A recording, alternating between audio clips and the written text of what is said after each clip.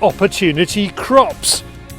Roy is lamping foxes on the stubble fields. Bird flu is back. We look at the risks for British shoots and shooters this season. The antidote to the Xbox summer plinking. We put 3 Crossman pistols in the hands of professional testers. Don't get mad, get stropping. The Emberleaf team offers more essential blade maintenance tips.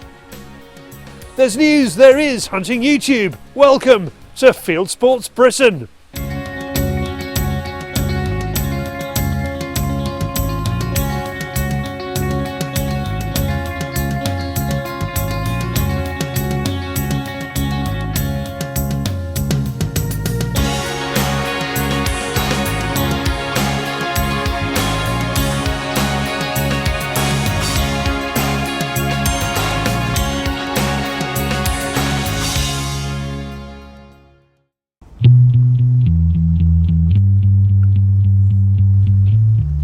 We've had a bit of a funny old harvest, and finally we've seen it come in the last few days, and they've cleared the fields.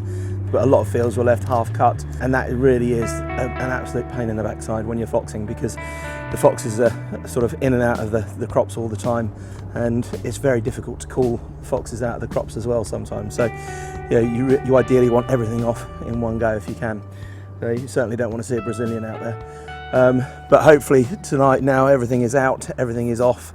It should be all nice and smooth, so we should be able to get out there and find quite a few. Okay, so we've just arrived in the first field, and although I want to get on the crop fields, we're just passing some sheep fields that are normally quite productive, so it would be rude not to just have a bit of a squeak and a try on here first. Dom's going to start the night off, so he's going to be in pole position for shooting. I'm going to be in the truck and do a bit of squeaking and do the lamping.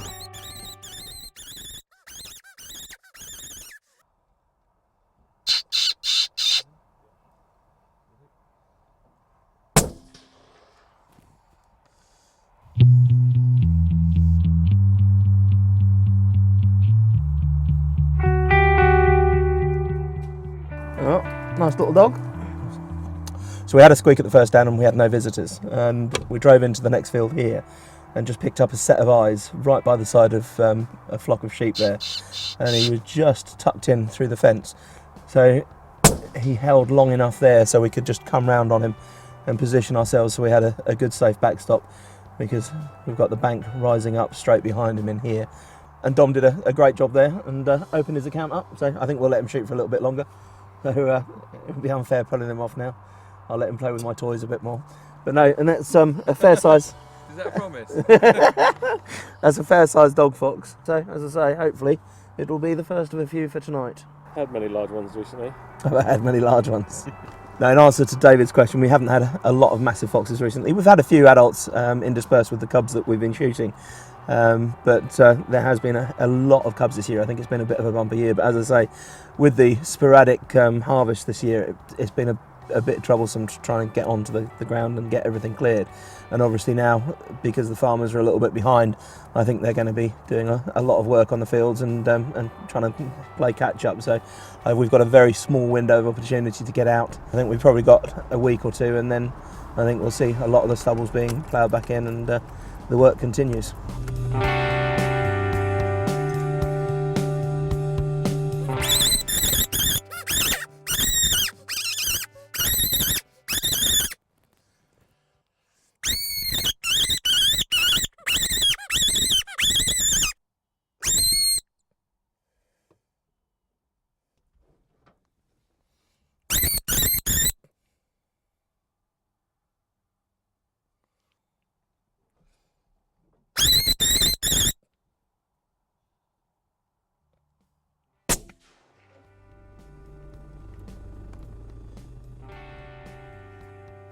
Well, that was definitely a hard-fought night just for a brace of foxes. I don't know if it was because at the beginning of the night it was incredibly still, there wasn't a breath of wind. And so, you know, the foxes were fully aware of what was going on, because they could hear the truck coming, they could hear everything that we were doing and all the movement in there, because there was no wind to cover up any of our sounds. So that may have been a reason why everything was absolutely on its toes when we arrived. But yeah, at least we got a couple of responses at the end. No, it's just a shame. It was a much longer night just to end up with a brace of foxes, but a brace is better than nothing.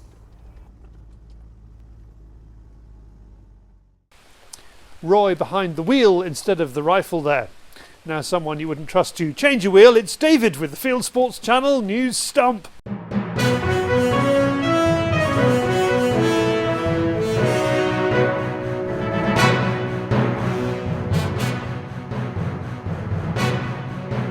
This is Fieldsports Channel News. The British Army is on deployment tracking poachers in Gabon. Corporal Gyanendra Rai of the 1st Battalion of the Royal Gurkha Rifles is among those mentoring local guides on anti-poaching techniques. The Central African country has lost around 36,000 forest elephants to poachers in the last 10 years. The Sporting Shooters Association of Australia is promoting an initiative to help farmers with pest control. Its Farmer Assist program is a free online dating service that puts farmers with pest problems in touch with accredited recreational shooters to help control feral animals on their properties. Visit farmerassist.com.au. Hunters have been trolling a new PETA Facebook campaign. The American anti-hunting organisation came up with the overlay "Shoot selfies, not animals" for its supporters to put on top of their profile photos on Facebook. Hunters all over the world have been proudly using it to show off their kills. PETA says smugly that the hunters have shot themselves in the foot by showing how ghastly they truly are. Our man in South Africa, Richard Leonard, has started his own outfitting business. I'm Richard Leonard and this is Fieldsports Africa. As well as making our series Fieldsports Africa, and there's a new one out on Saturday, you can now book hunting with Rich at africanhuntingsafaris.co.za. Salmon anglers, America needs you. As many as 5,000 Atlantic salmon are on the loose in the Pacific waters off Washington's coast, so the state's Fish and Wildlife Service has asked everyone to catch as many as possible. It all follows what a salmon farm called a pen failure, where thousands of non-native fish escaped into the sea. They range from 8 to 10 pounds, and there are no restrictions on catching them. And finally, a mother whose 8-year-old discovered a handgun tested it by pulling the trigger. The handgun was under a bench in a dressing room in a branch of Adidas in a shopping mall in Atlanta, USA. Happily, nobody was injured by the .22 caliber handgun, though a wall in the dressing room was left with minor damage. A local gun shop owner told TV News that if you find a gun, he doesn't advise pulling the trigger for verification. You are now up to date with Fieldsports Channel News. Stalking the stories, fishing for facts. Thank you, David. Now we are following the avian influenza, the bird flu story. A month ago we reported from Highfly Game Farm in the northwest of England, which was hit by a bird flu cull. Well, now we're looking at how shoots and shooters are reacting to the threat of an outbreak.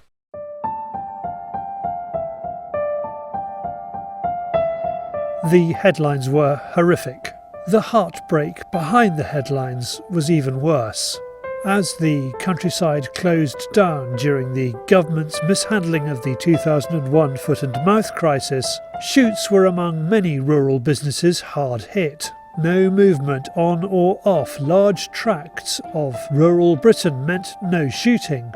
Now there's a new horror on the horizon. So far it has been relatively small in scale, but it worries top gamebird vet Alan Bainan. I think it's a constant threat. Obviously the risk is higher in the winter time due to the migration of the birds, which are bringing bird flu into the country. And certainly my perception would be it's an increasing environment. It's something which is getting more of a risk each year. Alan's practice looks after 3,000 shoots across the UK. One of them is Exmoor Shoot Mornicott, run by Charles Owen. Happily, the UK is currently disease-free, but Charles, too, is worried about bird flu. Bird flu could potentially stop shooting for half or most of the season, and so we have no chance of rescheduling any days, and we basically outlaid a huge amount of money and serve our clients, and there is no shooting. Where bird flu strikes, it closes all shoots in the area, and the flock that's been hit is culled. Luckily at the moment we haven't been too exposed, but there have been a number of incidences last year, particularly a game farm in the north of England, which actually had a clinical bird flu issue, which resulted in the removal of the stock from the game farm.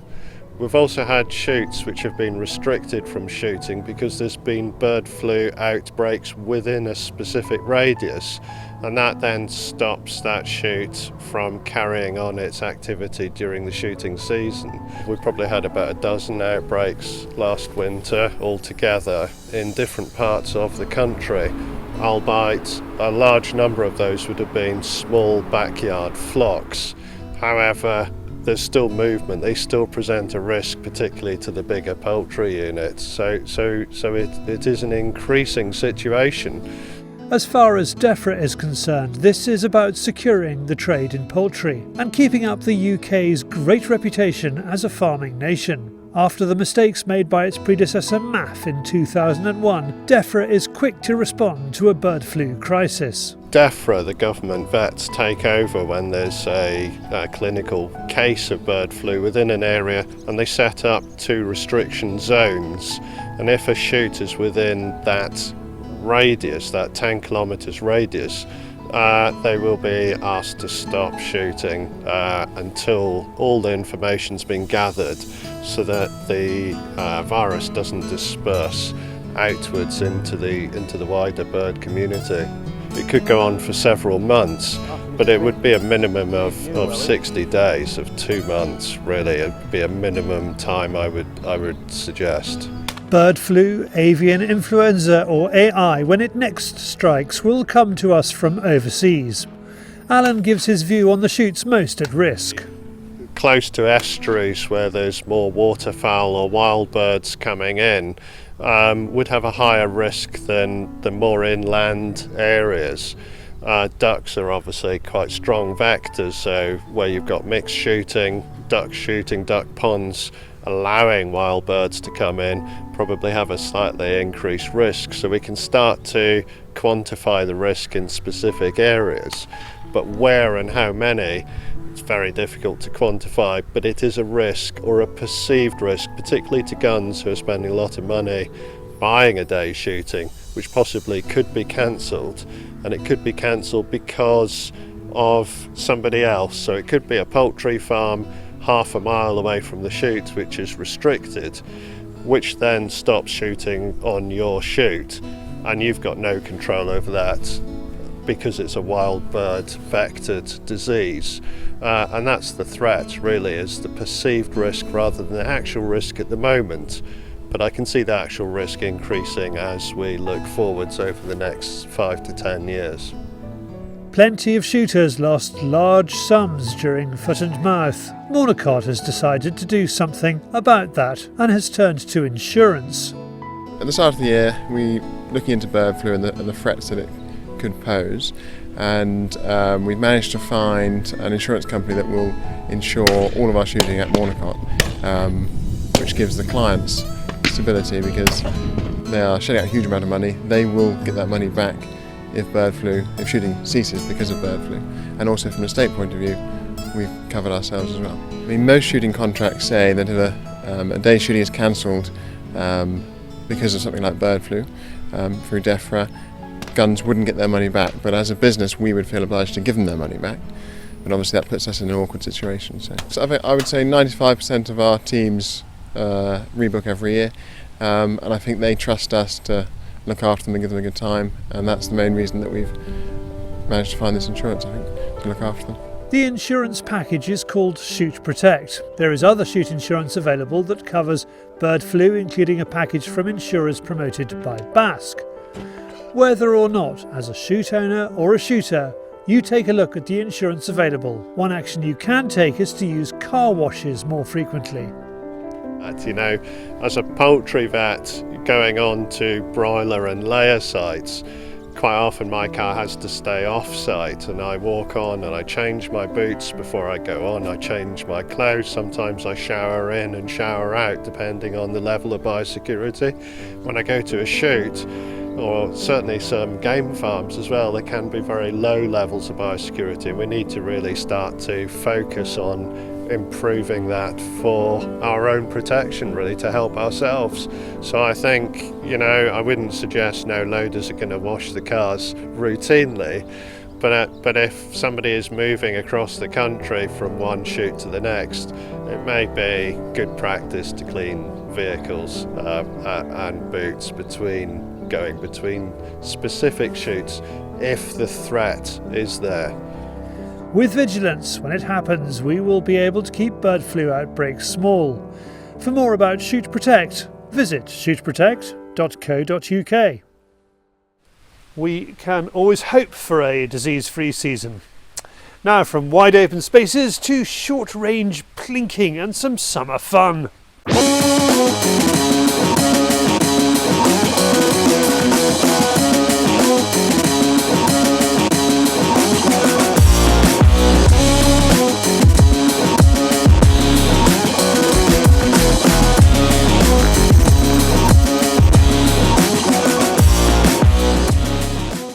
9-year-old Hector might be in the woods, but his mind is still on gaming.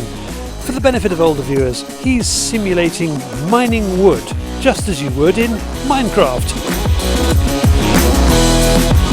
But how do we get the likes of Hector and his 13-year-old brother Archie shooting? Well, giving them a gun and a safe environment to shoot in helps. It's a small boy's dream. They have a selection of Crossman's CO2-powered handguns and rifles to plink with, and in return they have to give their honest opinions.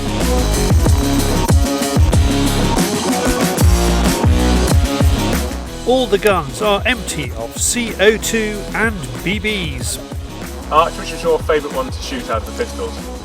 Probably the PF M16 because it has the coolest reload and also it's really accurate. Also, I think it's the most well made out of all of them. The Iceman's really, really easy to use. It's like one hand, you can just turn safety off. It's quite plasticky, but it's a really good shot. I like this one the best because it's easier to shoot of and it's got a nice grip. This one looks really like Western and it's quite cool to show off. Which was the lightest one, boys? Definitely the Iceman because it's mainly pretty much all plastic. Okay, which is the most accurate? I would say either the Iceman or the M16. This one's really well made, it's all metal. But I think they're both really accurate. Yeah. This one's mainly, I think, for looks. Which is the easiest one to sort of pick up and reload and things? Definitely this one. You've got 8 shots. It's easy because of the magnet here. It's when you're shooting BBs, and just pull it back, shoot. It's really good. Okay, which is the more difficult to reload? Probably this because you have to put them in cartridges, but you only get 6 shots from it, so it's more difficulty for less of a shot. Which one, if your friends were coming over, would you choose to show off with? Probably either the Western or the M16, because look at this. I love the reload. What about you, Hector? I don't really know. I think all of them are good. All of them are good. Yeah, all of them are good for So sure. do you enjoy shooting BBs out of pistols? Yes. Yeah, I guess. I think we all know what Hector prefers. For more information about Crossman air pistols, go to a-s-i.co.uk. Thank you, boys. Next up is the latest in our series of knife maintenance tips from the guys at Emberleaf.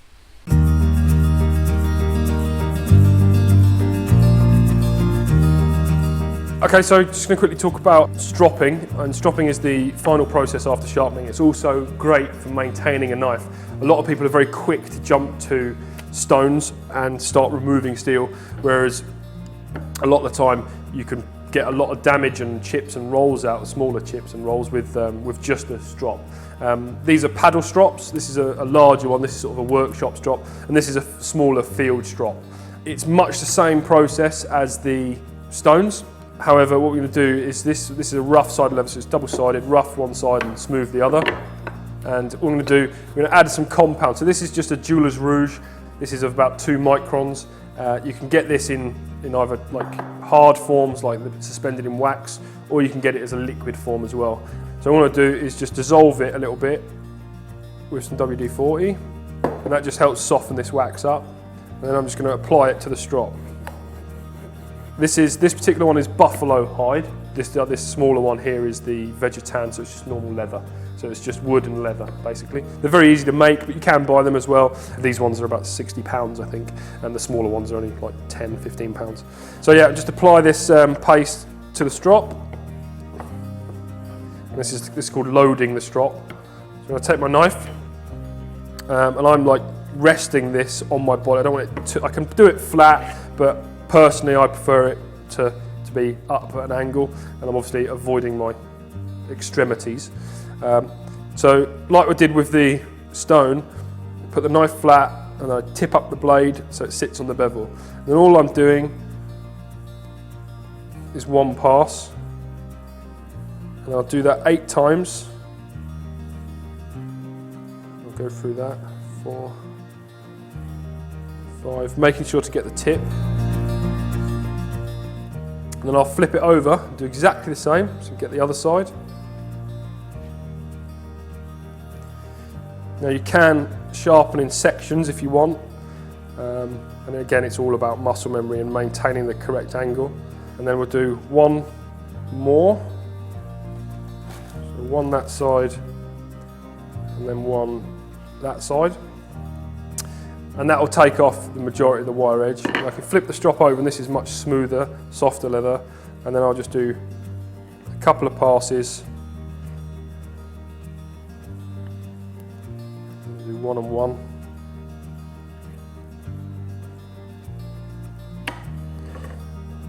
Now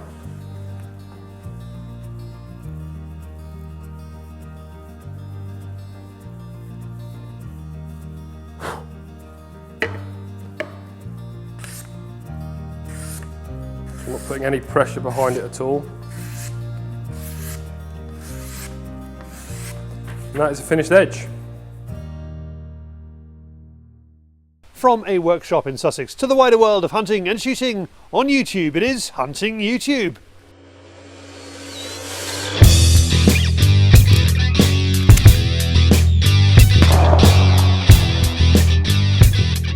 This is Hunting YouTube, which aims to show the best hunting and shooting videos that YouTube has to offer. Thanks to viewer Andrew Jacob for this, as he calls it Cracker and He Is Right, from Matt Merrick Hunting, about a memorable Victorian high country sambar stag. Viewer Zach Raywood sends in his latest to Zach Winter Stags Public Land Hunting New Zealand, which has him in high country just across the water looking for red stags. Back in Europe, and Roe Stalker is calling roebuck shortly after the rut in Poland, and who says that roebucks go off the boil in August. Still, the call works, with a buck leaving a doe to investigate the sound. 260 Rips in the UK is waiting out for foxes that a farmer has spotted in a valley on the South Downs. First one is 220 yards, and he shoots them further out than that. More about the calling is Coyote Hunting Episode 16, Date Night from Coyote Snipers in the American Midwest. Watch Colton's girlfriend Mardy shoot her first coyote. I'm enjoying Brett Vaughan's new series of vlogs. This is First Day Bear Season 2017 Vlog 13. No bears in the American Southwest, but plenty of action. He is a true hound man. Horrido Hunting Channel. Horrido is a hunting cry among continentals, offers goose and duck shooting in Holland in this film. They have 2 good dogs, but due to the strange laws in the Netherlands, no decoys.